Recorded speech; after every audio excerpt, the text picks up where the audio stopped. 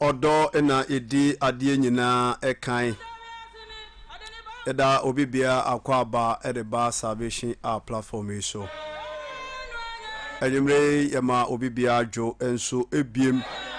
se Kristo ede enkwa ache ene de ayeliti kakra nanso aye nyame asem no de na etwase yebo modern na yeba life so na ye na obeche erade asem yede amoti enkan yewo Kumasi Sokoba Wood Village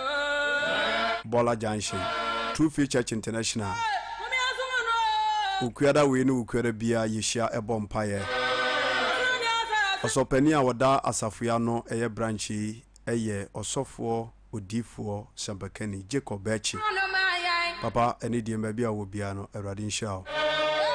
na unhira wonso ene ohokani omade bia enyenkoso ebredru se yitu aramo ewo nyame asemu tiene mentra be se do hwere baako na yemfa nyame asema yemfrɛ mu emrew o hwemo YouTube, Facebook, TikTok on saka video na share, like, comment na bibia anya kama TikTok no Evangelist Ojera, Sunsum na Facebook no so the same name Evangelist Ojera, YouTube no so Ojera TV ikinkani ewa ha Samuel Owusu na Emmanuel Owusu ana meboa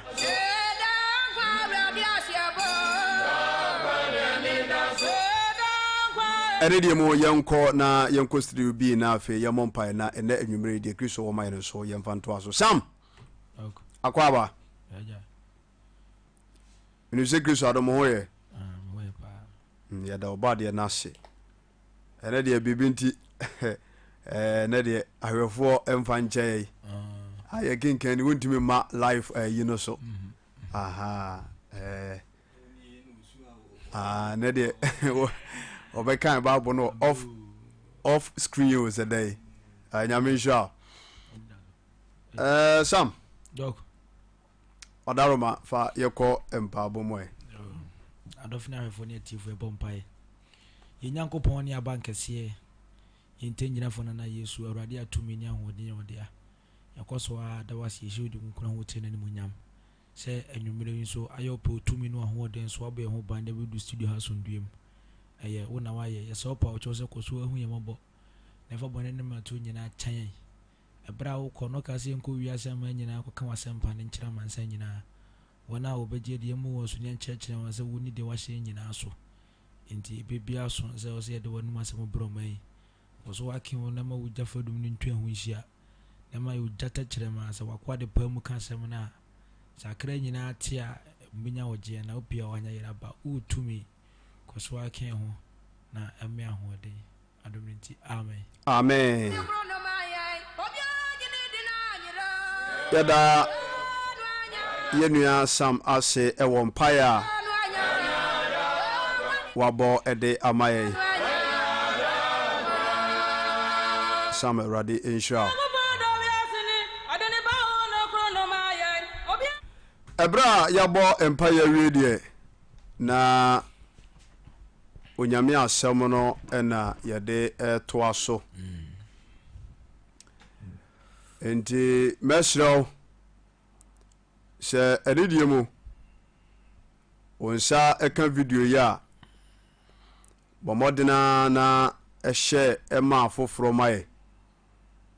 na bibia enye kama se America ebo ahwefo ne atiefo amane no no kwari jide asafo a yewo Kumasi Sokoba Wood Village ena enwumere nso ye ne ahia obetime ni abeya asore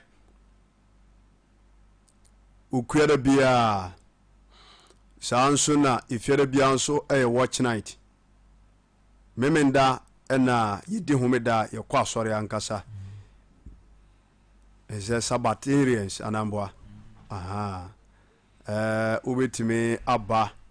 na oni aba be ya asore woni asore bia akwa be kanfo no kware jidi asafo eremaw se bra na eni emesom awurade enya nkwa asɔre no ɛyɛ paa asesa nipa bebree aseta no ɔmabrabɔ a ɛnyɛ asɛnketewa nti mefa akwanya so na mato nsa de afrɛ ɔhyɛ baabi a wohwɛ yɛ firi baabi a wote yɛ nka firi biara no bɔmmɔdena na ɛne yɛ mmara mɛsom na wobɛhu sɛ yes kristo mu ɔdɛ onyame ba ɛnimonyam ka ne din daa amen naano yɛhyiaeɛ no me ne wo bɛkasaeɛ na maasɛm a me ne wo bɛkaeɛ no yɛkasa kɔ honhom mu na asɛm no ɛwieɛ no deɛ onya asɛm no bi tie bi ahunu sɛ onyankopɔn tumi ɛso gyeme so amen amen message yɛde baeɛ no yɛtodi sɛ hwɛ wano kasaa ɛyie ɛna nso so owura yesu kristo de asɛm foforɔ bi ahyɛ yɛano na asɛm a ɛnɛ anwummere yi yɛne ɛbɛka no yɛato den sɛ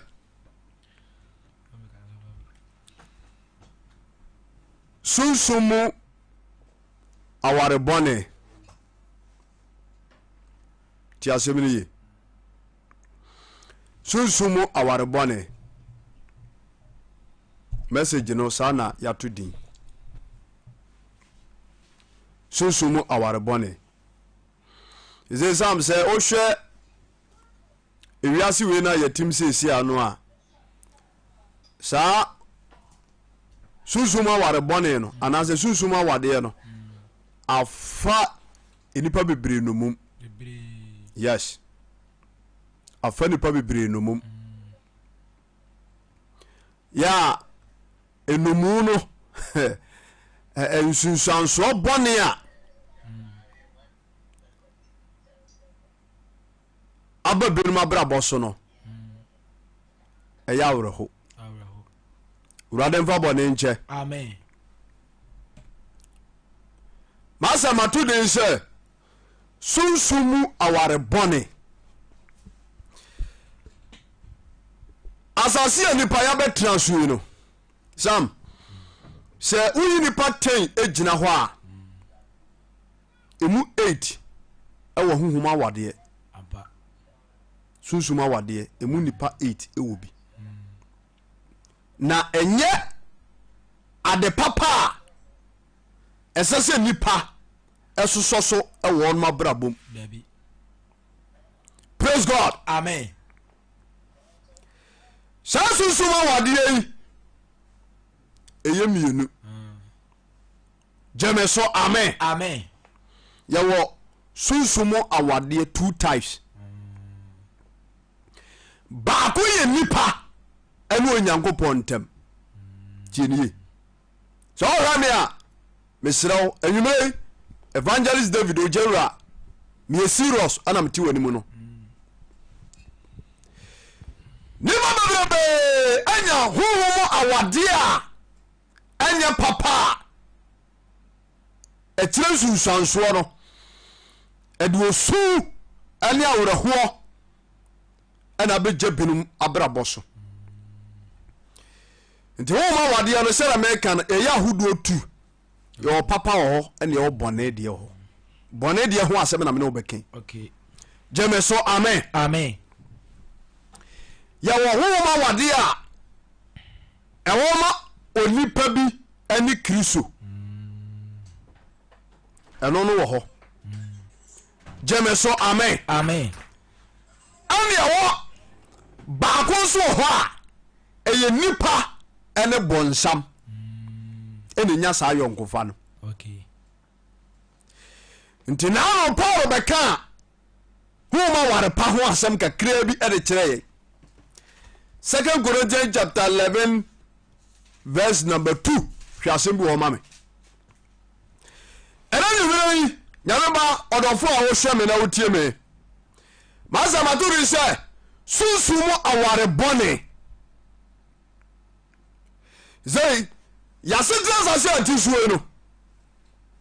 enipa bebe anya sasusuma ware bɔne na wɔhane amane a saafo ne namu no a sefrem na ebia na wo hwɛ me ebia na wo tie me na sa susuma ware bɔne ebi da wo so a ti asɛm wa net me no kani ye pa me serious tie ne ye e ma tiri mo ye oda so da na tumi bi eno aba be hia na ade akye a na wani agye ho hwɛ enya ngwada asɛm praise God amen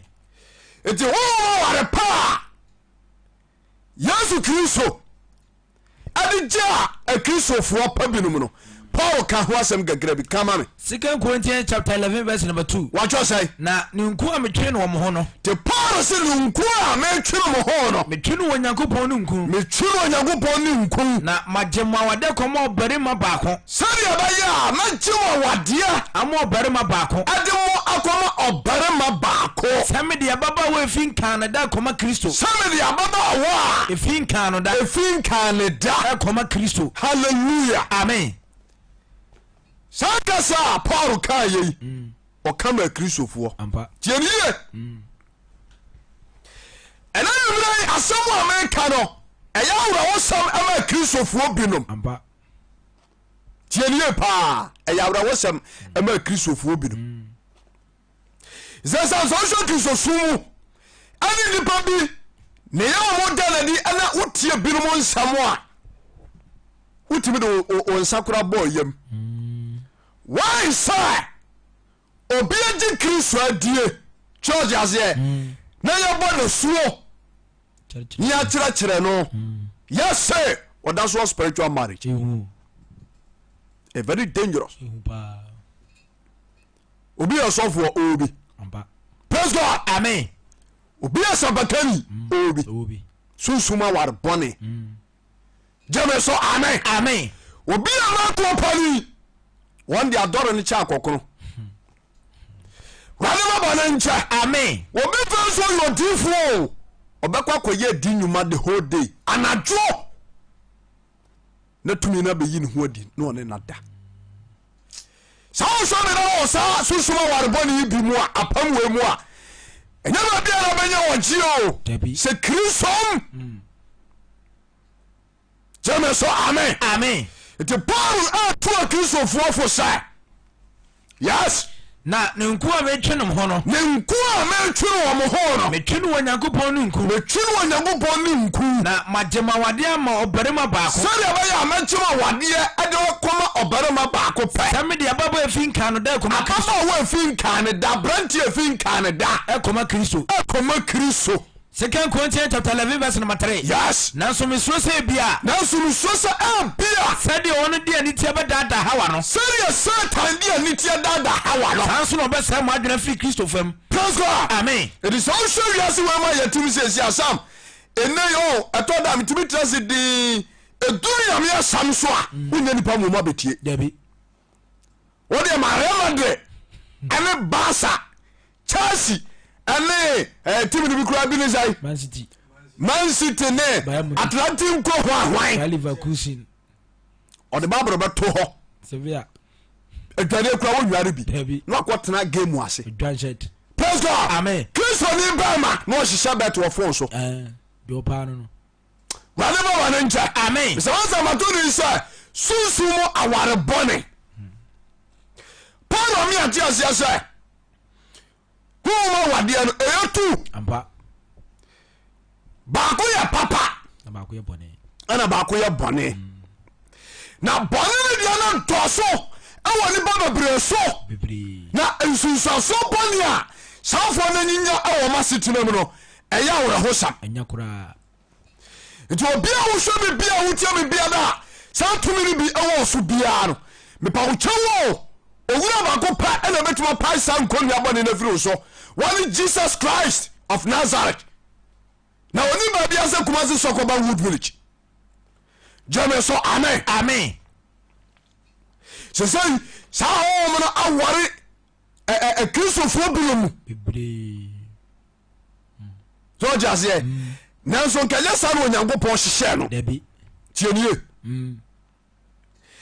onyankopon hunam fom awade a wɔhyehyɛ yɛ no so just here sam wɔhyɛ ne kwa so o onyankopon hyehyɛ hunam fom awade ama bama ene honhom tienie onyankopon wanhyehyɛ hunam fom awade on say spiritually no eyetu ba wo fa no spiritual and physical who mo dia no bi ka no but hunam fom awade no so dia se onyankopon ahyehyɛ ma onipa no onipa no oba bema no oba e ho asem na make jeme so amen wanhyehyɛ aware hunam fom awade ama honhom ene oba debi nyɛ saa na nyame hyehyɛ no wanhyɛ hunam fam awade ama honhom ene barema debi tienie onyankopɔn hyehyɛ hunam fam awade ama barema ne barema ana oba ne oba debi aboa ene barema debi wanyɛ ne saa debi gyeme so amen nanso ɛkame yɛ sɛ ɛna wiase baabi akoduro ɛne nnipa bi abrabɔ a ɔmo bɔ ne nti no ama satan ɛne demons bi anya kɔ manipulati abɛwura nnipa bi mu a saa abrabɔ wei ɛkɔ soɔ nhyɛnka ɔba deɛ din daa amen nanso nkanyɛ saa na onyankopɔn hyehyɛ no meseme no kasa fa sunsum mu aware bɔne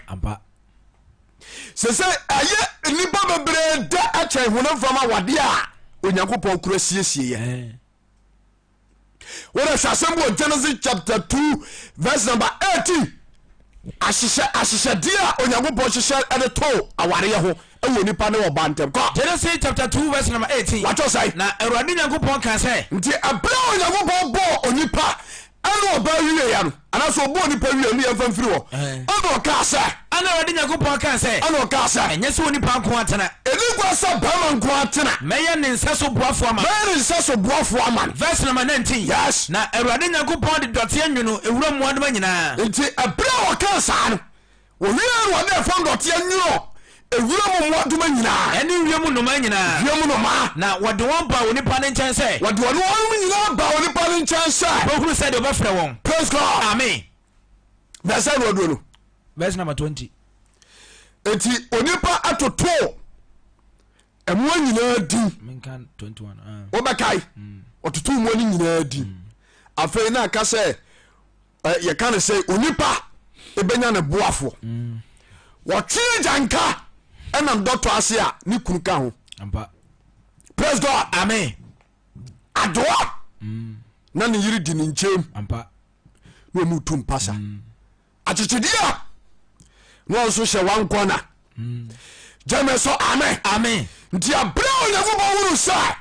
wɔnipa nkoa aka a ɔte wɔ mɔbɔmmɔbɔ no otua no mɔbi verse 21 Genesis chapter 2 verse number 21 watɔ sae na Awurade Nyankopɔn ma na hɔtɔ nipa so sɛ wɔne onyankopɔn spiritually wɔma na ɔtɔɔ ɔbarima no so na ɔdae na wɔdae na wɔyi ne mpadeɛ mu baako nti wɔyi mpadeɛ no mu baako na wɔde nam tua nan mu wɔde nam tua nan mu na Awurade Nyankopɔn de mpadeɛ oyi firi onipa no mu no bɔ ɔbaa nti ɔtwede bɔ onyankopɔn de mpadeɛ a wɔyi firi ɔbarima mu no ɛyɛ ɔbaa na wɔde ne brɛ onipa no na ɔde ne brɛ onipa na onipa no kaa sɛ na onipa no kaa sɛ afei me nnompe mu nnompe afei me dompa mu dompe ɛne me honam nie honam nam nie wei na ɔbɛfrɛ no ɔbaa wei na ɔbɛfrɛ no ɔbaa fi sɛ ɔbarima mu na ɔyii no firiɛ praise God amen ɛfiri sɛ ɔbaa ɛfiri barima mu na ɛdeɛ bɛyɛ ɛbaɛ yes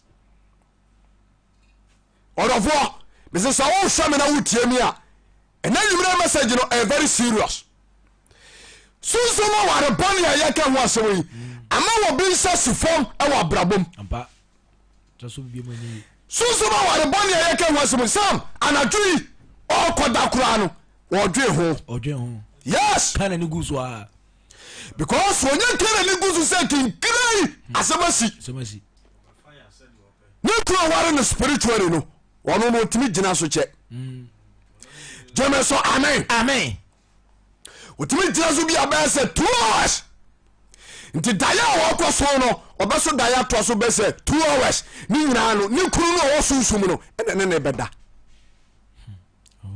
ɛyɛ awerɛwo sɛ wo na meka ne saa no gyeme so amen na wɔnom nyina fifiri baabi o ana bɛsuasua nipa binom abrabɔ so ɛti sɛ ɔnhwɛ bi na sɛ wɔwɔ saa problem no bi a mesɛ mekafo barima baako pɛ na de ama woɔ wɔne ɔwura yesu kristo hwehwɛ no gyina kwan na ɔfa no tumi mpam saa tumi no mfiri wo nkyɛe ne nyɛ wɔgyeɛ nyɛ asomdue gyeme so amen Genesis chapter 2 verse number 24 watɔ sae santi no ɔbarima bɛgya na agya ne nna hɔ nti botan ntia onyankopɔn yɛ ɔbaa ɛbɛka bɛrima hɔ ana baaboro ne ka no wɔse ne saa no nti ana ɔbarima bɛgya na agya ne nna hɔ barima bɛgya ne maame ne ne papa hɔ na wɔde ne ho akɔbata ne yere de hɔ ne kɔbata ne yere hɔ wɔyɛ honam korɔ praise God Amen. awadeɛ ho asɛm na ɔka medɔfo sɛ ɔ life no so na wotie me no ayɛ ɔbaa ɛmfa nhyɛ wo tirim sɛ medeɛ meba wiase no ɛnya force sɛ meware nti menware New vision sɛ ɔmo sɛ ɔbaa bi keka kasa pɛ ɔyɛ lesbian I'm telling you wɔyɛ lɛlɛlɛ meyɛ serious yɛfrɛ me evangelist ogyaro meyɛ serious na mede awadeɛ ɛyɛ dɛn ɛna bɛrima deɛ meni ta ma bɛrima ɔboa onim deɛ ɔyɛ wɔyɛ supi ɔkɔtɔ vibrator ɛdura nadwa no ɔno ankasa de no ɔne ho da kwatere rade ma bɔne nkyɛ amen sɛ sɛ bɔnsɛm ama bɔne ayɛ ketewa bi ɛwɔ nipa ni so ɛwɔ wiase ampa nti saa nsuso ware bɔne a meka ho asɛm no ɛgya nsusuansoɔ bɔne ɛwɔ nipa binom so o ampa obi atumi yɛ nya sika kura sika paa a ɔba bi a ɔwiase bia no wɔnom a ɔntimi nwaa nanso sɛnsa saa tumi no abɛwura no no ayɛ process nti na ɔbɛwura boutique ɛne baabi yɛtontɔn toys kamiwo yɛ store bi wɔnom a toys no nyinaa no yɛtɔn de ma nkura di agorɔ ampa na bɛnkɛda kyie atumi akari sika akɔtɔ ɔbaa yɛayɛ ne toy broni ba yɛahyehyɛ ne silicon na ɔkɔtɔ abɛsi ne wardrobe mu ɔfa no gyeme so amen nti akɔnɔ bɔne ba ne mu a na ɔkɔfa toy na bɛtɔ mpa so ɔde ahyɛ mu ne mindset nyina ne sɛ wɔnya ɔbaa wafa ne sɛ ne yere nti ne wuri nyina wokɔ abrɔkyima saa nkwaseadeɛ wɔ nyina wɔmu yɛ ne wuri nyina wɔde ama toy no wayɛ wea so ɔwu a ne gyapadeɛ nyina fa ma toy no nim nyansa awurade ma wiase bɔne bi nkyɛ amen mese sɛ ɔnhwɛ me na wotie me a mese mansamadori sɛ sunsum aware bɔne deɛgyea onyankopɔn hyehyɛ awadeɛ na medi ka kenka kyerɛ no nti medi ka kyerɛ wɔ Genesis chapter 2 verse 18 sɛ onyankopɔn hyehyɛ awadeɛ ma onipa ne ahohomɔne dabi nyankopɔn nyɛ saa honam awadeɛ no ɔhyɛ to hɔ ɛne ma onipa ɛyɛ bɛrima ne ɔbaa ampa na ɛdɛ na afei deɛ adane akɔwie bɛrima ne honhom ɔbaa ne honhomi nyama nkɔyi sɛ sɛ wɔbi tumi da so daeɛ ɔbɛso no na ɔno ababaawa bi na ɔne bɛrima bi da adeɛ kyɛ no n'ani agye praise God obi kura tumi so daeɛ na wahunu sɛ bia nipa asɛm asi ɛwɔ tem pɛtɛ mu na ne ne bɛdaeɛ sɛ ɔde aseɛ ohunu asɛ berɛ a anadwo deɛ wobɔ mmɔden o wasimi so papapapapapa daeɛ nim adeɛ kyɛ no n'ani agye na ɔhwɛ koraa sɛ wɔnsa nso saa daeɛ no abiom ɔbɔ ho mpaeɛ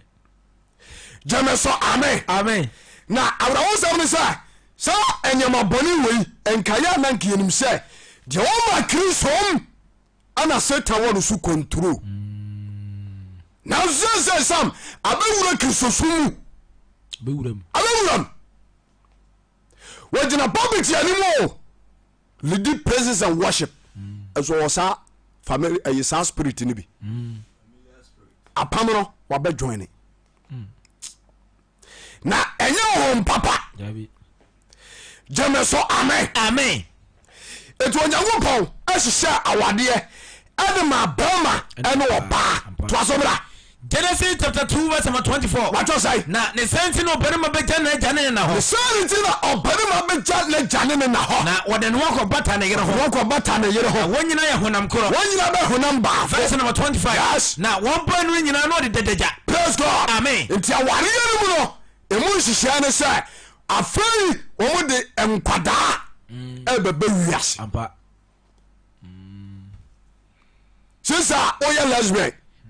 musa say so it won go fa o young girl baba wa wodi na boutique a wa ye no oba na so da ne brema ya oba hu kai nti eya de papa anya de papa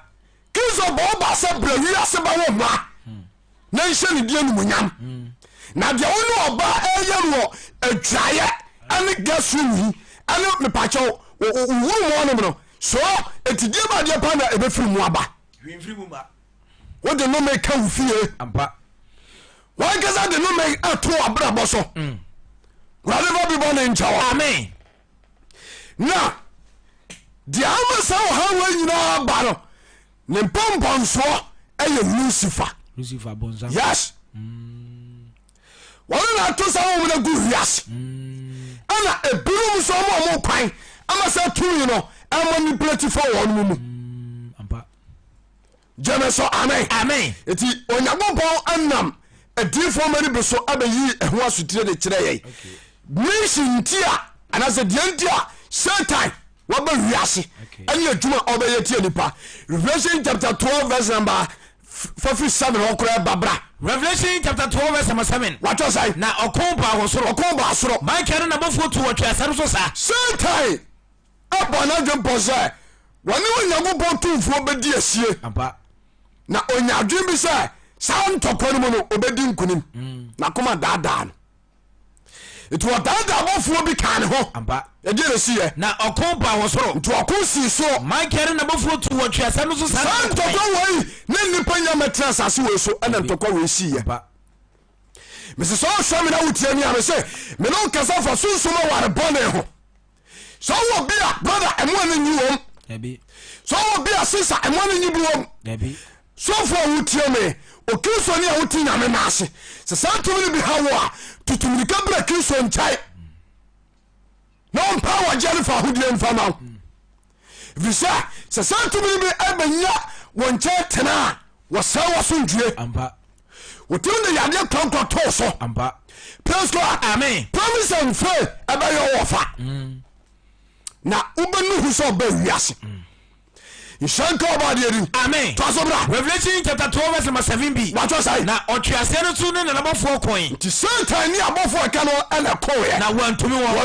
enso wanya kwan wo soro bio yanko na otu otwase kase no to Onyankopɔn tumfo a ewiase no mutumi de wo ne de yehunu ne de yehunu nyina ya ne de aro wotu Satan owo dada no ofre no bonsa wo dada no ofre no bonsa no de wo dada na man nyina no dada na man nyina no de ne fi wo twere asase so to ne twere asase so oto na bofo nyina kan ho goyi ya bofo mo kan wa omo ye saku ni nyina Onyankopɔn pamo wo Revelation chapter 12 verse number 10 what was I na meteni kese bi wo so say those what ni kese bi e ka say afi na nkwaje ni tumi ene ahine ye Nyankopɔn dia hini ye Nyankopɔn dia ahode so ye Kristo dia ahode so ye Kristo dia efrise wato ye nua no totofo na twene wato ye nua no totofo na twene ono no wototo no anu ye Nyankopɔn ni mawiane anajo praise God amen it bonsam ni dwumadi a wonti no wiase nyina ne sa obesori atia nipa so ntwie ani nipa ahoto na emu baako ana me no ka ho asɛm no ampa Sunsum ware bɔne jeme so amen yanko Revelation chapter 12 verse 11 what was I na wona magoma ni moja na abofo a omu gire Kristo gine mu no omu ne magoma ni moja so ene wanda sesem so wadi ni so nkoni adi Satan so nkoni na wanu wo kra de kosi wo wom verse 12 verse number 12 what was I yenti mu wo so ne mu amutiti mu no enti mu wo soro ne mu amutiti mu mo bo ntom ye mo ntom ye asase ne aponue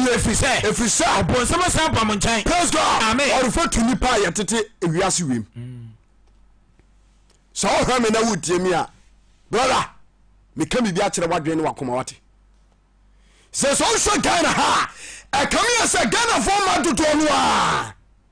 awo sa wo ha wem amba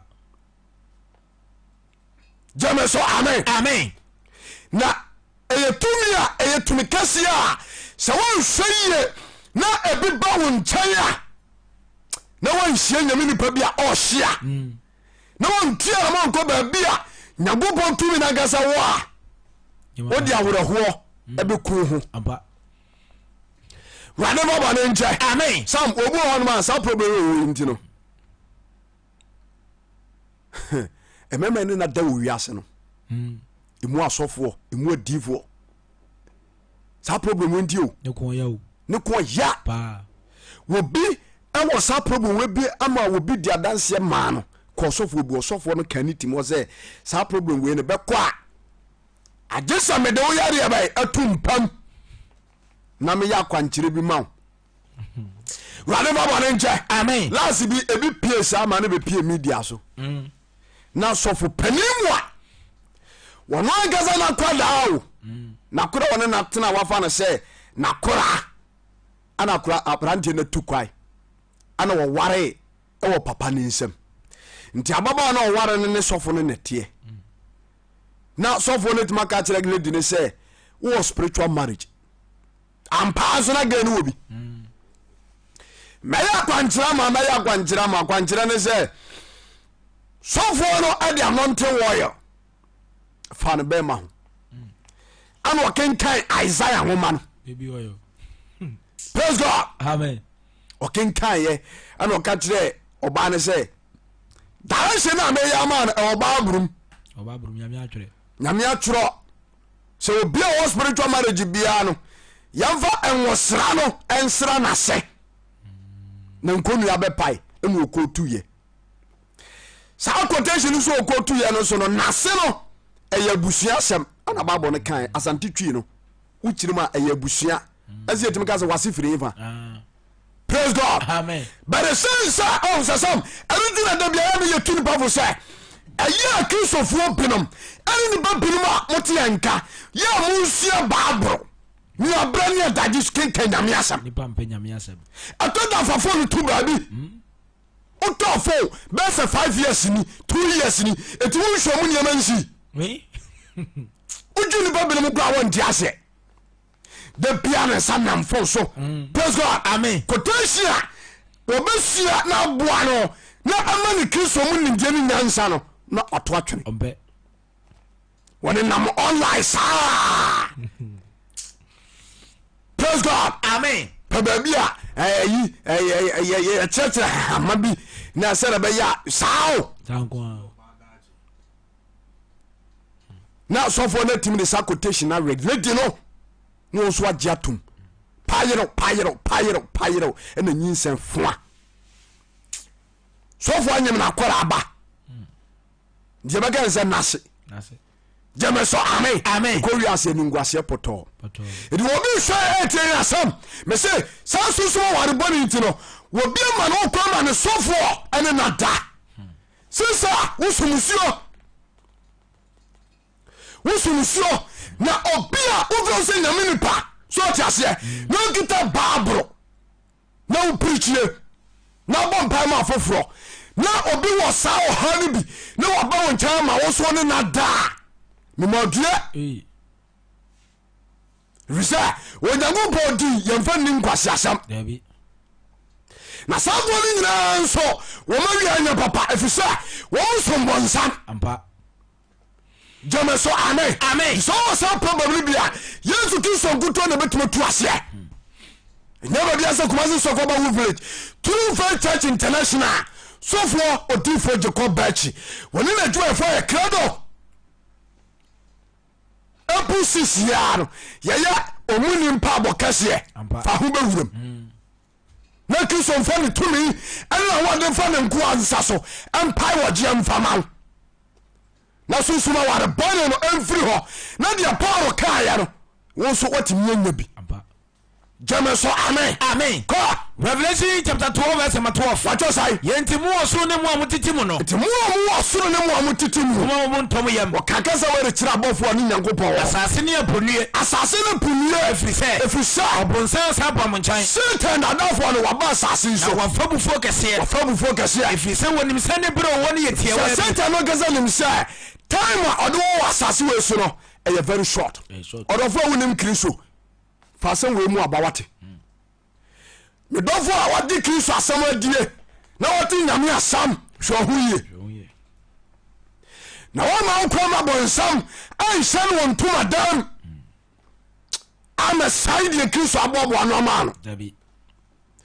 jame so amen amen esense bonsam wafa bufo kese ndi no wabana dwempo se enyoma bɔne ama beto gu wiase so ampa ama nipa to di akire jame so amen amen eti enyoma awon omu hyetie nipa dos enti abra omu nya asadwe no a omu ba asase we so no omu ye wadwe so be sore tie nipa ewu edin turum enti ahyade a onyankopɔn ede ma nipa no mantima ni so wode ka Genesis chapter 2 verse 16 ebra omu ba asase so no yen so kwan a omu fa so ebenya nipa wo kwan ama ne sa huhum wei edi nipa nya ewa brabom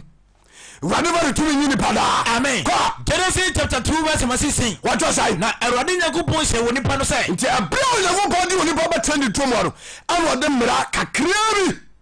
Emma when you pan or shower on side. Too many DB. Too many DB. Papa the bonny who him did the idea. Jealous if you Papa the bonny who did ya. And any if you say, a double dipiano, at the over one now be woo. Verse number 18. Yes. Now a running Yakupo can say, yes, and yes, when you pan quantana. Hallelujah. Amen. And when you go upon the shady way, ma when you pan it, ne Omentimeni so. Indeed, the Yakoba say, Omotu Yamiapam. Ntomu di ya pa ene kwan be da omo ho ena bonsam nya kwan esoriti nipa jeme so amen amen enti bonsam hyase se wode hunamu nioma ene hunamu akono ene nioma bone ebe hye nipam ama nipa hyase ye nioma tantantantantantan seri abaya nipa wo be ye nyankopon nyinu ampa ade na kroso asi ama nipa wo be ye nyankopon nyinu ama nyankopon je nipa pe edman grade va nipa ba na nche amen nti abra ekwa be da nipa wo no ema ho wei ahyase se omo je nipa ayayade di sa tumi ya kensam omo ba ne bititipu mu o ebi wo nuam ebi wo mepo so ena bi nso wo hwiem ena bi nso betenetene nipa nkasem jame so amen amen na omo djuma die nyina na Revelation 12 down on kan say o ma fa bufo kese etie nipa eto mbe sori etie nipa brabo nti djuma die ba ko a omo de ha nipa kese pa ba ko ena mekenka ho asem de kire no susuma ware bone se utira ye na wunya bi na Kristo tumi amam na wa na ho a have a quantum go I'm telling you dabi untimi ko heaven untimi ko heaven da ura honye because o kra ho agufi me de babo no ba kire jame so amen amen yanti ana Paul for our Ephesians chapter 6 verse number 10 Ephesians chapter 6 verse number 10 say yansia wiye our ahomboni twumadie jame so amen say sa we sam aware nipa bebre akura was 7 years no spiritual marriage 7 years old 7 years abrewa what the best 17 years ebere mi koyan pabo baby na ye frɛ wo mo a sa tu sa ne bi ha wo mo omomra na abrewa bi okura poma awo be transe kura je se nipa bi so no mu no ye kue he wa na mami na so fu za se ah na eno na unso osi egbo me nana edura na dwo mo mami na o omo ma na say hefwa motia na ebo ana say nketenkete na chi wose egbo za susuma wade onso ne kasa abrewa so de susuma wade ya mo ka ho asem no omo ma me na me kata mania hallelujah amen enya de baba o wo mo no se ebi warewa ade a eye mabufu kura wo me se onsa ma akoma dabi oye no ko free jeme so amen o ma ko humo dabi no abefa ni free obi anya sa wade we bi be 17 years obi 30 years praise God amen wa ware wo no na sa wo na ware no ma wa wo ma ɛwɔ huhum training college wɔ huhum praise God amen wɔ hɔ deɛ bɛyɛ training college training college sister just kana hye wɔ ba wɔ training college wɔ spiritual ɛgya sisim da uyiye ɛwɔ dayɛsum ɛwɔ wɔn mpa soɔ no wɔn ma yɛde wɔn te blaster ɛyɛ football a ɛyɛ yie wɔn dɔɔso papa ayi na mi yɛ adwuma mi hunu so ɛna mi yɛ adwuma na sika na hye mi hu deɛ mmerɛ hɛ wode bi akɔ han hostel sɔre aseɛ ana wotɔ pampers wɔ huhu mu nti ɔn sɛ wankasa tum sɛ bɔsɔmɛ so a woyɛ dɛ wunu deɛ wode sika no yɛ na hye wɔmoa gyeme so amen nti woyɛ ɔhaw kɛseɛ a sɛ ɛbɛsie nipa so a ɛne kwan sɛ yɛde di agorɔ wosɛme wowɔ saa sunsum a wadeɛ wɔ bi ɛmpabɔ koro ntimi yɛ wurade bɛbɔne nkyɛ bawɔ koro ntimi yɛ o yɛntie deɛ paul kae kɔ deɛ di akyire no nti paul so deɛ di akyire no homa mu wonya de awurade na hoɔden tumi mu sɛ obi wɔ sa ɔha wɔ bi a kristo asɛm tumfo hyɛ ma woyɛ de ɔha mu awurade ne na hoɔden tumi awurade ne na hoɔden tumi mu amohyɛ onyankopɔn akodeɛ nyinaa gyeme so amen saa demon nsonsom bɛware wɔ asɛm ɔmo tumi ade sunsum mu anaasɛ akwadworɔ ɛtoo so yes akwadworɔ a ɔmode to so no yɛ akwadworɔ a wontimi sɔre mmɔ mpae saa demon no yɛfrɛ no bɛfagɔ yes saa spirit ɔn sɛ yesu kristo kɔtuturu bi firi mary magdalene mu no na nyɛ demon baako pɛo ɔsɛ ahomɔne nso gyeme so amen deɛ no wɔ botan mu a na obia ntimi ntwam no wɔno na spiritual marriage na bi ha no bɔdam ni ɔsa twetwe ne bɛɛma hwia bɔdam ni wɔ akɔnɔ nti ɛba no saa no wɔtena botan no so a wɔtwetwe nko a ɛde saa tumi bi aba wo nkyɛn a wɔne ka de akwadworɔ too so nti ɔne sɛ woyɛ ɔba a wonsɛre wotie me sofoɔ bi ane wɔkasa wohyia nyame nipa bi ka kyɛw sɛ problem wei na awɔ bra no mfa nyɛ mpaabɔ ɛsɛ bɛsi na wonkɔɛ mesi meka biribi akyerɛ woadwene no wakoma anadwo wɔm yɛ awurafo tu nipa so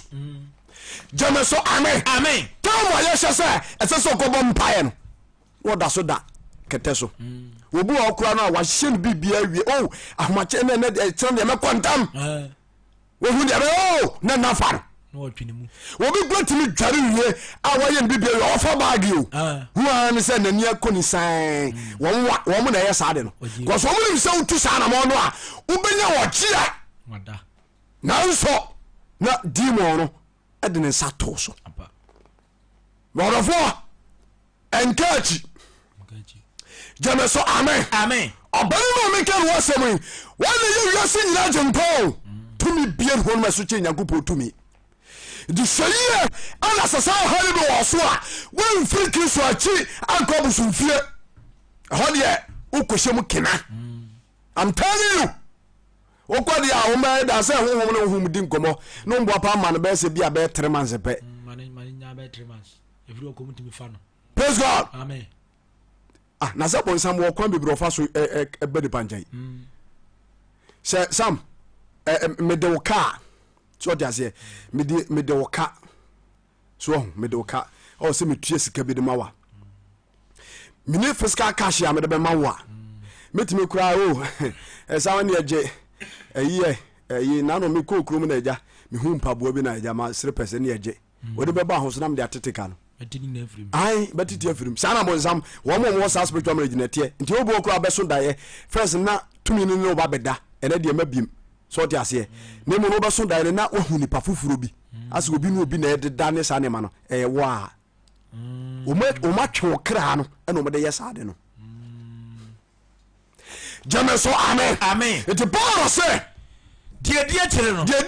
no moma mo wonya den awurade na hoɔden tumi mu yɛma yɛ wonya den ɛwɔ hɔ mu awurade na hoɔden tumi mu akristofoɔ binom monhwehwɛ nyame akyira kwa yie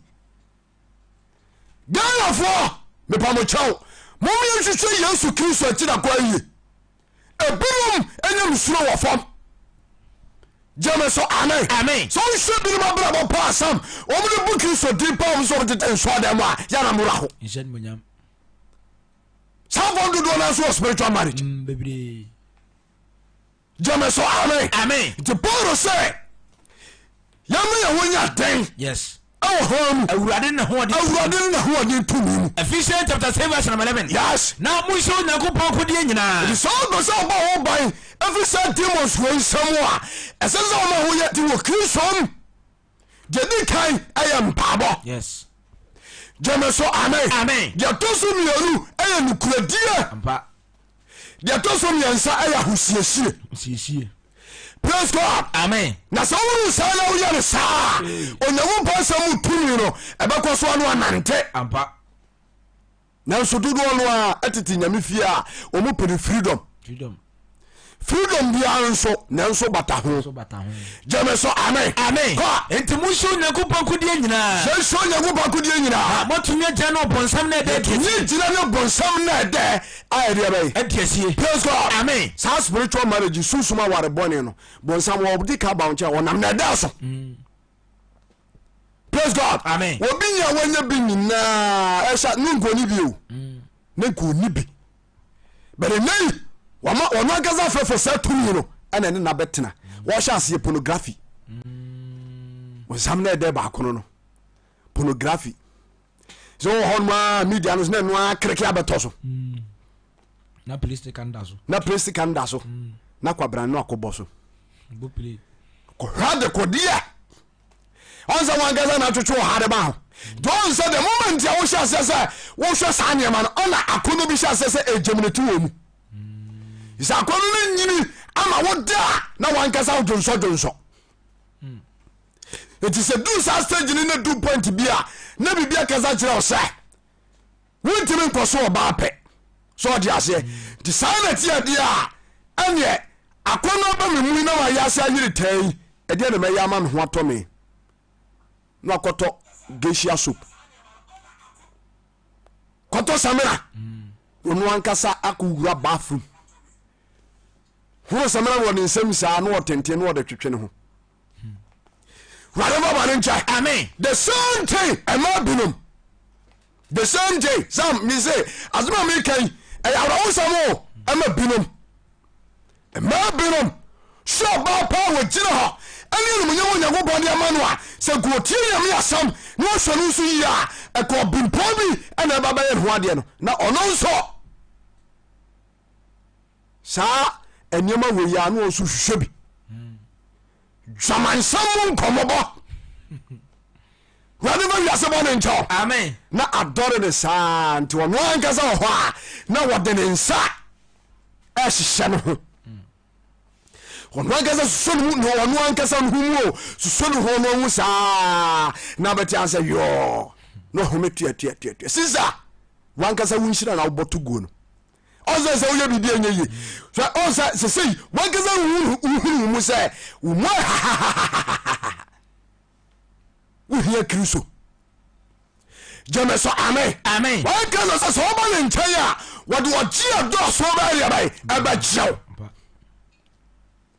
wade baba ne nkyɛn amen te Paul sesai Ephesians chapter 3 verse number 12 watwɔ sae ɛfiri sɛ ɛnyɛ ne mogya ne honam na ɛnya te asase a te soa no mepɛ sɛ mema wo te aseɛ sɛ ɛnyɛ ne honam ne mogya na ayɛbae ɛnya ne mmom yɛne mpaninie demons so ti ase Paul si yɛne mpaninie ɛna anya ampa o sɔre ababawa hwɛ ntade bi a wotimi hyɛ de pia bɔnten ze ntade bi a beba so a o yɛ fɛ no show your stomach na vaya kama onyankopɔn de ahoɔfɛ sɛ nkura na aba ne nyina ahoɔfɛ nyankopɔn na abɔ ɔmɔ saa sɛ nkura de bɛsesa nneɛma bi ɛwɔ mabusuam na wɔdi ahoɔfɛ no akyi o sam na wɔyi ne ho bɛhyia no na atade a hyɛ no ne nsa na adeɛ bi is a verse nko ɛna ne nku no aba no nso ɛpɔwedeɛ ana wasra no ayɛ sɛ kɔa praise God amen na ɔde saa de no asi ne bo so ha brace akora bi mɔ no na nufoɔ na no mpokua no black ne nyina tetam na ayi mfiamfia te sɛ yɛka no sɛ ɛnwo a n'ania pie present pay wurade ma bɔne nkyɛ amen wurade mu nyina yɛ demons no ɛna ɛyɛ saa adwuma no ampa sɛ sɛ bonsɛm abobɔ mmabaawa bebree paa wabobɔ mmarima bebree paa wabobɔ nkɔkorafo bebree paa nti sɛ woanhwɛ yie a saa demons no fa saafo no bi mu na wɔmbɛpu buro gu mu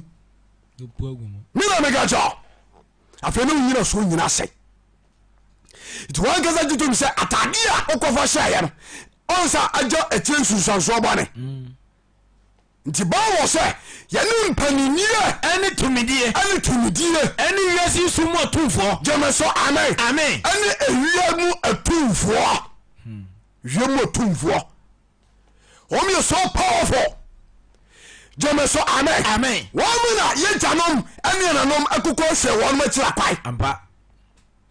ɛne bɛduadua amusuam ama bowura busua bi mu a tumi a wɔ busua hɔ no yɛ abosom tumi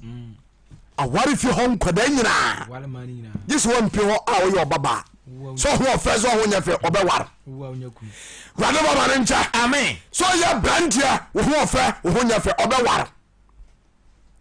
na wareware saa ɛma nano yɛkɔ afigyaase ne yɛtwam yɛkɔ ayie wɔ ayiwura so kane deɛ yɛkɔfa afigyaase kurotia wo shortcut bi na yɛkɔ gyina baabi na efie bi a kaa no kɔ gyina no mu na bosom esi efie no kwan no wowura mu a nti before sɛ wobɛwura fie hɔ no wobɛsan bosom no ho ana wɔmatwitwam ayi nkokɔ mogya agu so na yɛ tuntum na ayɛ kɛseɛ saa ne si wɔ ɛne mmerɛm baabi a wiase ne Ghana aduro yi ebinom da so de bosom akyi sisa brother mɔne no hɔ na obi a wofie nkonnwa wɔ hɔ abosom tumi wɔ hɔ wode ɛsɛ sɛ nka wotwa no bɛda kristo naase ɛwɔ asɔre fie nanso hwɛ abrabɔ bi a wom hwɛ soma bi a woyi nadie wode ho ato ahoɔfɛ so nanso no nyame asɛm sɛ menka nkyɛ sɛ sunsum ware bɔne sɛ wowɔ bi a wonyina so nyina sɛe wurade baba no nkyɛ gyegye no ɔtwɔkɔ a ɛne wiase su mu atumfoɔ ne wiase su mu atumfoɔ ɛne ahommɔne a ɛwɔ soro hɔ no ɛne ahommɔne a ɛwɔ soro hɔ ɛna ɛnya praise God amen ɛti sɛ ɔmo no sam wɔmu sɔre tia no so wɔm bɛwarewarewa ɛnyɛ mu ɔmode too soɔ no ɔmode akɔnɔ bɔne wura mu ai nti akokɔ koraa na wobɛnya no a na ahyɛ wo sɛ ɛne akokɔ no nkɔda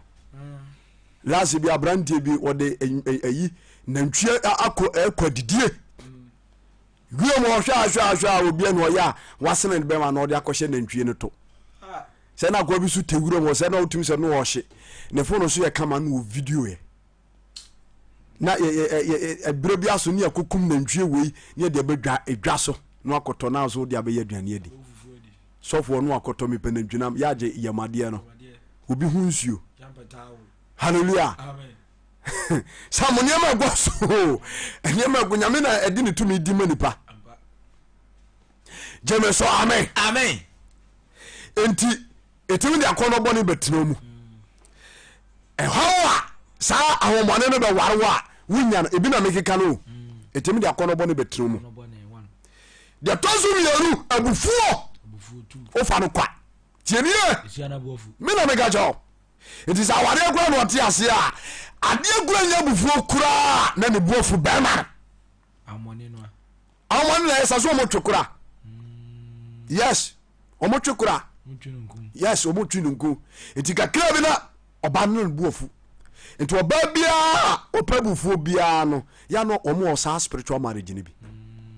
nti sɛ ɔyɛ bɛrima na wotie na no ɔbɛ bɛtie a na ɔba no taa yɛ saa nneɛma no hunu sɛ saa nneɛma no bi ha no kakra bi na no boafu ɔmo wɔ spiritual marriage kakra bi no mboafu ai ɔmo bufu ntɛntɛntɛntɛntɛn ana ne bufuo nso a ɔbɛma ɔde sɛ ida sɛ ɔbɛpiraw anaasɛ ɔbɛsie biribi ansa the same day mɛma no bi saa na ɔmode gyeme so amen wɔhaw bia mu asa toa soɔ ɛyɛ akɔhwibra yes akɔhwibra ntotɔntotɔ akɔhwie ntotɔntotɔ ne apiepie enti ubo say ade bi odi sika be bia ne nyina so the be on beach eni nyina so as eni omo toto ni nyina tumi say se nani da kan a keni kwa so toto sa ne ma no enti tumi ne hye no e mo odi sika toto ne ma basa enti obi wonche o mo gan say wo yekuhwini demon so na yesa o mo shaw se koto tell be sika nka wonsem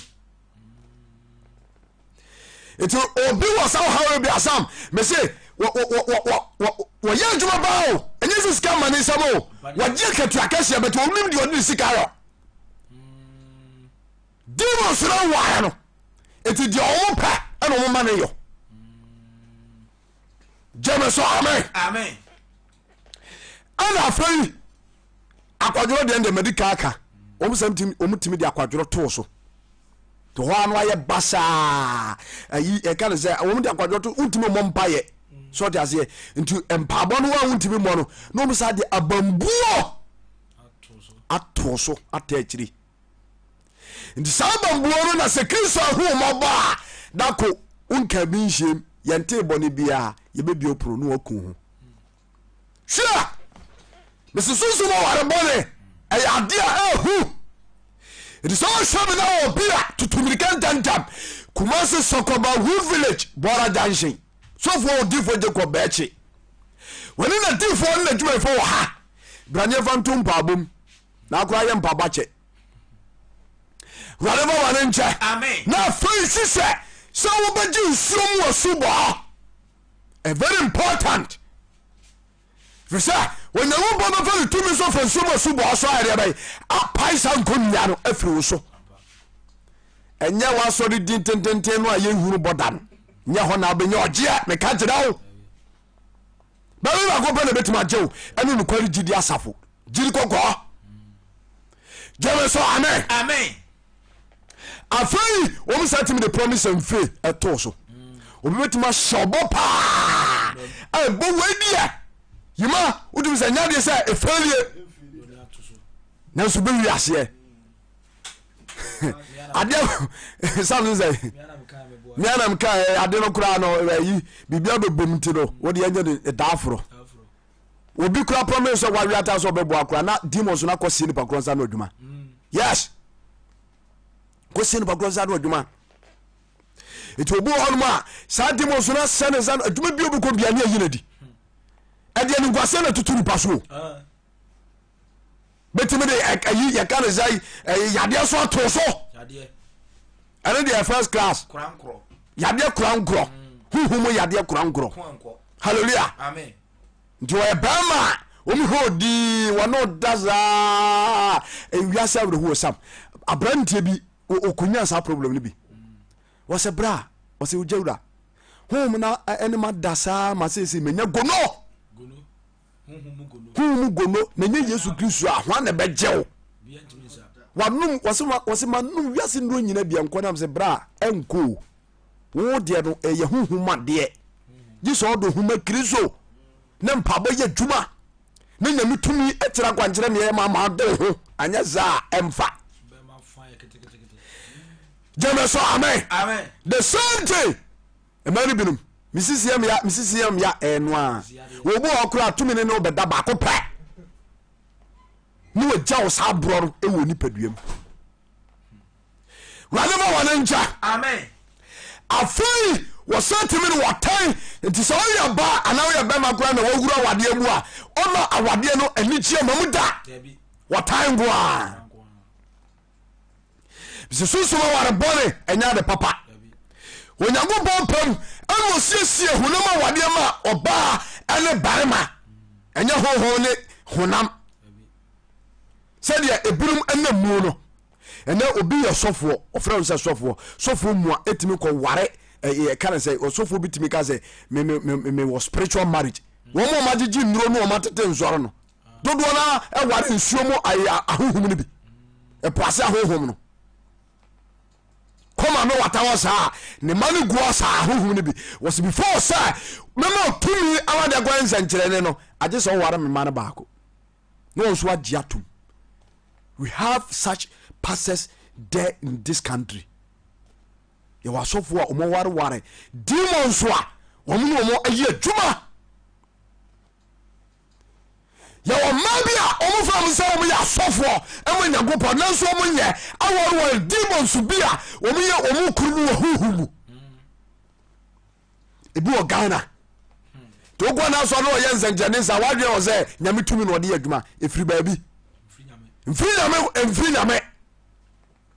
jame so amen na sanfo ni nyina wie ye no nguase wo jam ana omo ba kuro it will be a show me be an outcome and a Jew piano. Bona and maybe Tim, our Fijian so. Sunsum our body, submit to Swa, John Joe Crown Cry, and will kill some. Nadache, Wakriano, say a whole tia at Milko and go Bonjay. You shall go about it in that. Amen.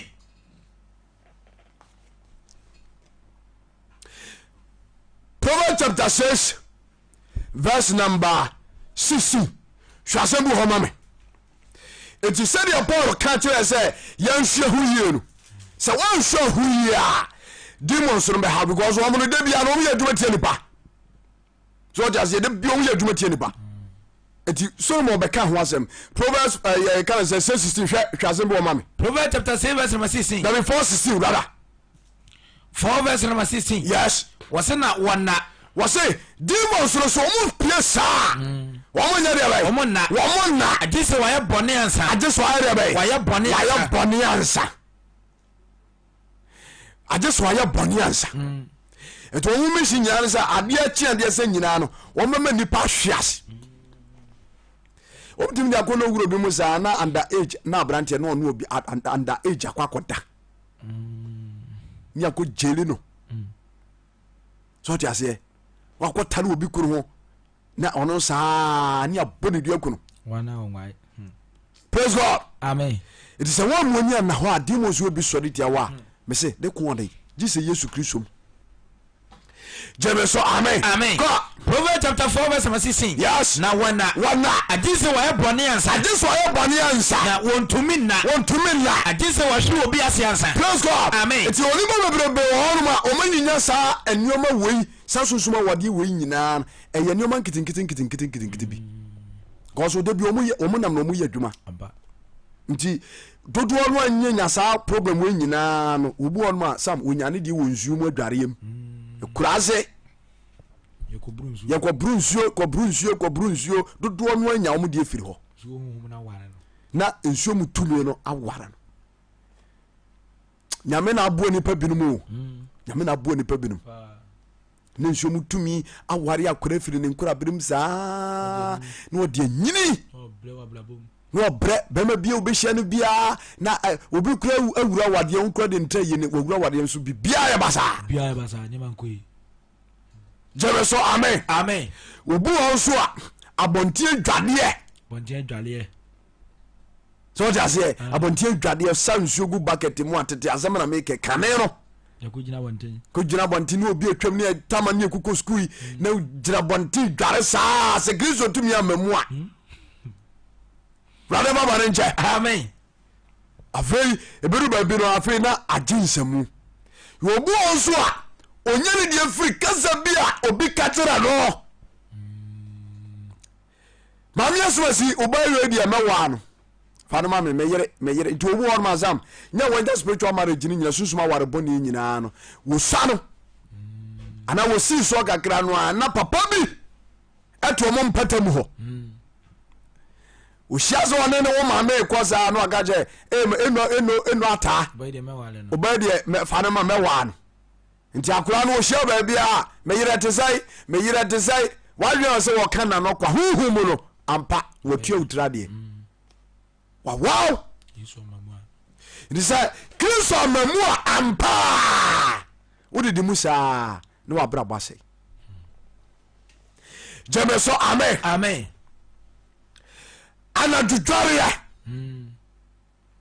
anadudware kania se na make one dia se sika no ne anitie ne anibie na banti no na obi sifia ne dem wankasa na wa ye bata so no kama enye no asem na make ekurase die ne bi no de ye mo so no a esi ekiro ha no bekona yadua ayi kare se kubebi eni koko ne ayi ahwede homputo bibrebi yadi buo bi tintim wo asabe nsuo gu bucket no akogina na yadi chances bi aheda agem bu okra bloss if ya kunya kakra bi si ozera be ya obetima tena zo. Praise God. Amen. Na ewiemo tumfo no ozo kenka Ephesians no wanga osi wiemo tumfo yes omu romi omu koba eto omu hwese de wujira ho na omu so omu atenka yes ni magirigiri mu na nyasam kotoa kwa no ato achew jame so amen obu onsu a ogini an onyani die free ye kana say ahusiesie bɔne tadeɛ basa ne Ghana fo maba wa binum tete so dem ne nambankyere binum tadeɛ na nafo tadeɛ a edini pekɔ bunsam gym ene ne ekristofo ma binum hyehyɛ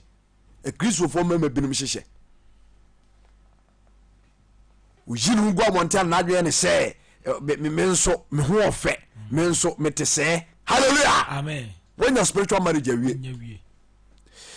jeme so amen yo atade wo ko asamo ko to say kinkrai tumi bi timi wow timi nyanhuma wade yes tade to hye say ya na wo munnim because entade ndodo no ano ho dwumadie ndodo no ano ya na efiri poase yes demons no yi the fashion bi ba so no nyina efiri poase di so onim na ko to bi hye say kinkrai na tumi na wura no agya waso oden ti kakra sa na jinsemu rade baba ne nche amen ti ala di message amene wo kan emu odu it is all show me na so how ri bia Yesu Kristo nkuto na betimi ayi sa how na firo so hwehwe na ti akwa wo nukurom jeme so amen First Corinthians chapter 6 verse 16 sa obi ama no kwan na me pacho woni brembe bi kokoda Bible so mba ehonam baako sansuzura sa oma okwai ama huhum bi anu ba ware a woni wo mra ehonam baako na obi a oma okwa ma huhum anu abaware no ma ehonam baako awie no obekwai ewo awie no obekwai Rade baba ne nche amen Paul ka wase go First Corinthians chapter 6 verse number 16 what was I anase munim se de no bo dwamafo ho no Paul na kasa no wasnti munim se de no bo dwamafo ho no na one na ye nipadua baako efisa o kasa wo mi no be ye honam baako na de ode ne ho bo urade ho no ene ye ho baako praise God amen to send your Paul ka 2 Corinthians chapter 11 2 no so no ho bo Kristo ho a woni Kristo abe baako na se won hweye na oma okwa ma hombone ede no bebata ho de a woni hombone so ai baako de ode no obo Kristo ho no ne kra woda nkwan de no ode no ho obo hombone na Satan no ne kra God amen enti adofo no eri nyame ma mutie me ma sawo ne be na wiye de beza we gati onyira ne sha ogia edoso ewo Kristo nsam bibia no ma enti woni pa famu a eba de ntai a me pacho enyemre wawie na djuma okotena soro wode tumi no ama asomafo na wie o madjuma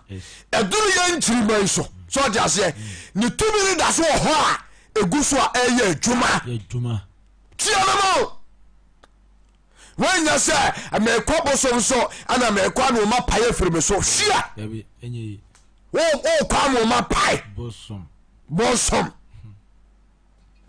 ye kenya metu ya se bosom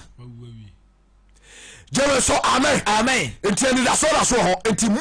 mu bia mobomu buo na wususu se mo chese munni ni da so bia no mu hwe Kristo kira kwai kuma se sokoba wubrit wo mi Facebook wa number na the screen so no so pani number na di card fra media na tozworo jame so amen na abra ni yefo nwura Kristo ewo mpabom na afoi ji Yesu Kristo di na fa so kra no agye nkwa na enu so we no odi ntumi aso amo onye oje ti na no oba kura no okakasa be kire Matthew 11:25 Matthew chapter 11 verse 25 what was I wasena ebra no amu nti sabra no amu ane Yesu kan say said ye kasa na Yesu Kristo tie mu say agya osoro ne asase wura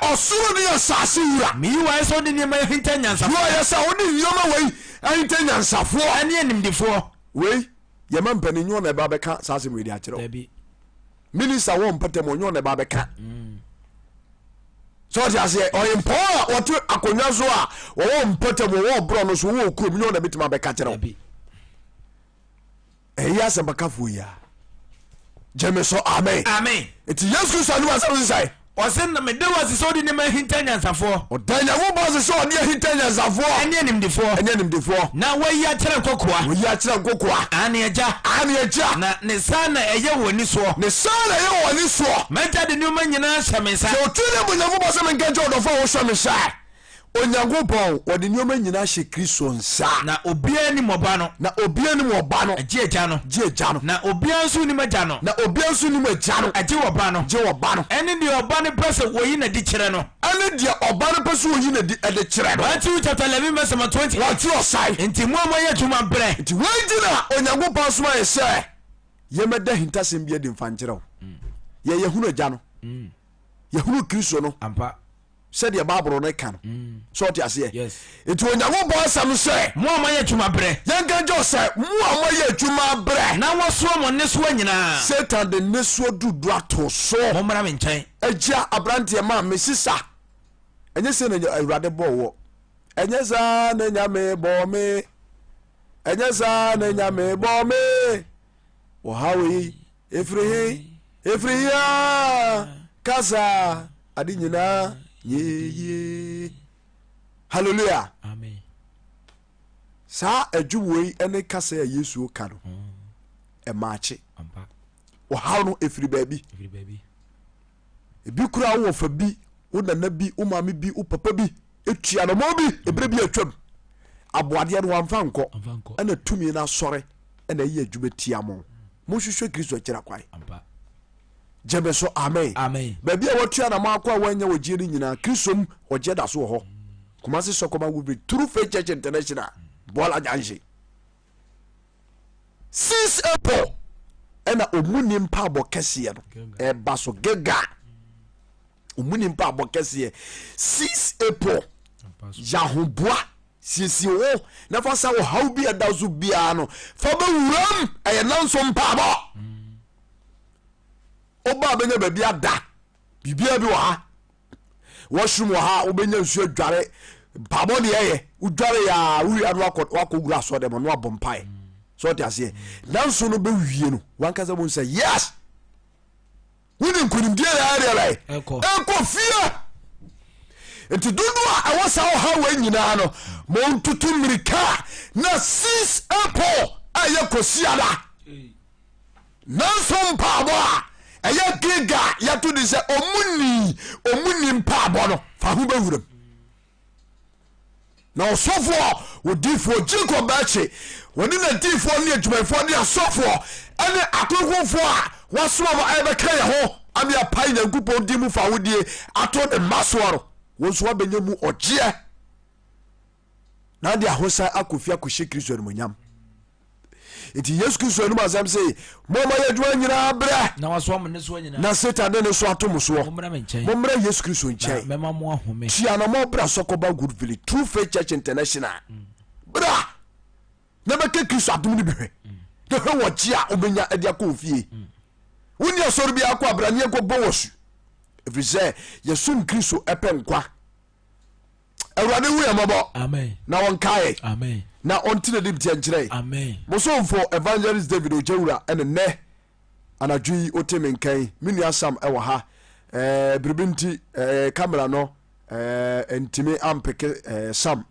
eguso aye nsiesie enti yedum besia Kristo ya dobo a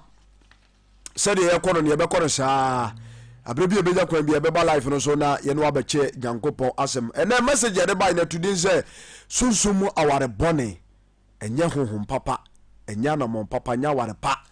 enti so obi a hwehwe Kristo akira kwai na onyi ohano emfiri wo so yene amotenke wo kuma so kwa wo village bola janshe wo hwem wo Facebook ni YouTube a numbers in the screen no aseno ofa na obetimi ne atwetwe nkomo bibia be kama TikTok nso ko mi profile number no eda ho na bibia aye kama ukuara we ni ukuara bia ana yeshia ye mpabo ewo Sokoba Group True Faith Church International anopa no nkro ni ahye mpabo ase na achekura 2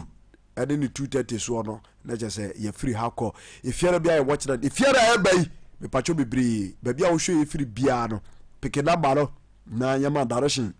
nebra na ye no mebɔ mpae anadwunmu ni nyina na onyankopɔn so emiebie kwai emfama ye na onyi oham free ye so memenda ne ye asɔre ntie to nsare frɛw uni ba bia kwa memenda bra na ye mo Kristo din enyankwa number na the screen ne so fa na odifo Jacob Beche one na difo e wo ha yesum nyankopɔn apenkwagye simple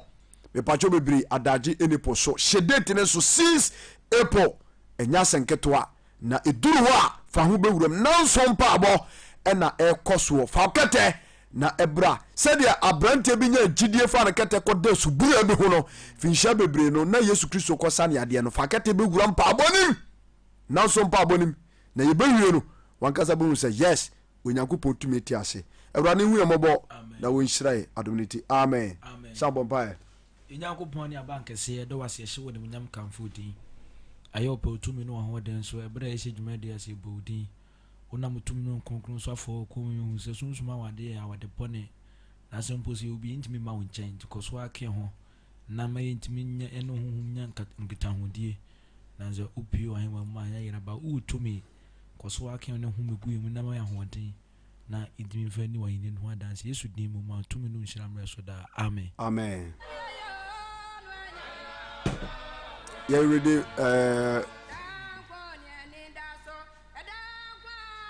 Messages in the kakre bi na afi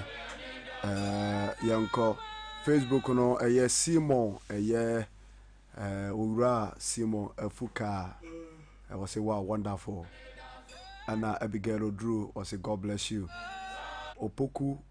Ware David was I'm watching you live from New Tafo. Anita Hayford France, shalom man of God, or say shalom man of God and all saints.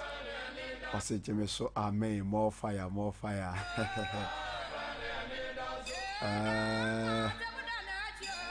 And now evangelist Phoebe Samuel, or say God bless you my brother. Okay. And TikTok on so Nana Kwame or say God bless you man of God. Mapoma or say everybody Israel. Messages in a dozen. Frederick Ajamai or say the quotations we hear quotations okay. But you obey me send me message our TikTok quotations in the metra I send oh God bless you.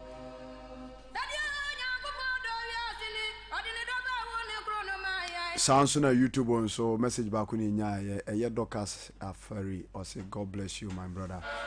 Yerobesia ya kra onyamekopon adomo a yebesai eno abehia koso ane follow ye won follow me ewo Facebook a ene YouTube a me bacho bebre obetimi afollow me honom ana Facebook no so page wo ho me Facebook page ho na yese me pese me twa programs no efa Evangelist Ojera on Facebook page me sira mo nko follow me na live ni nyina yentwa mfa na bibia enye kama makrao nyankopon enjoy say oje bre na oni eche nyame asem bye bye.